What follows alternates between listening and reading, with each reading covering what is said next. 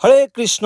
বরুথিনী একাদশী ব্রত মাহাত্ম্য পাঠ ও শ্রবণ, সংকল্প ও পারণ মন্ত্র সহ বরুথিনী একাদশী ব্রত মাহাত্ম্য। বৈশাখ কৃষ্ণপক্ষিয়া বরুথিনী একাদশী ব্রত মাহাত্ম্য ভবিষ্যত্তর পুরাণে যুধিষ্ঠির শ্রীকৃষ্ণ সংবাদে বর্ণনা করা হয়েছে।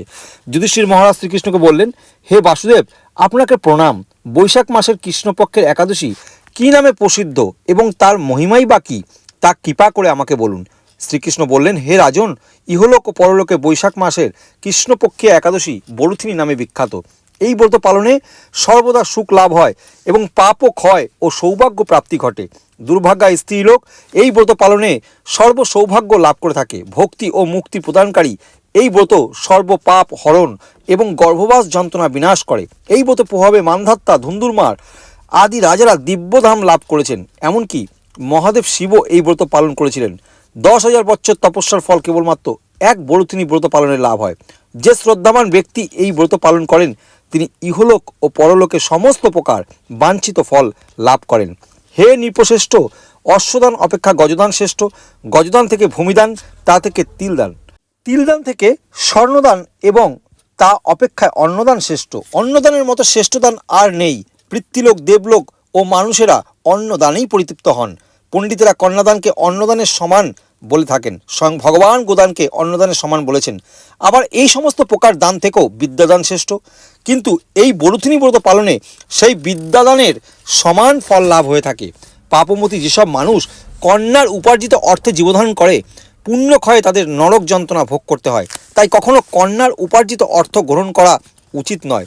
যে ব্যক্তি বিভিন্ন স্বর্ণ অলঙ্কার সহ কন্যাদান করেন তার পুণ্যের হিসাব স্বয়ং চিত্রগুপ্তও করতে অসমর্থ হন। কিন্তু বরুথিনী ব্রত পালনকারী কন্যাদান থেকেও বেশি ফল লাভ করে। ব্রতকারী ব্যক্তি দশমীর দিনে কাঁসার পাত্রে ভোজন, মাংস, মসুর, ছোলা, শাক, মধু, অন্যের প্রদত্ত অন্নগ্রহণ, 2 বার আহার ও মৈথুন পরিত্যাগ করবে।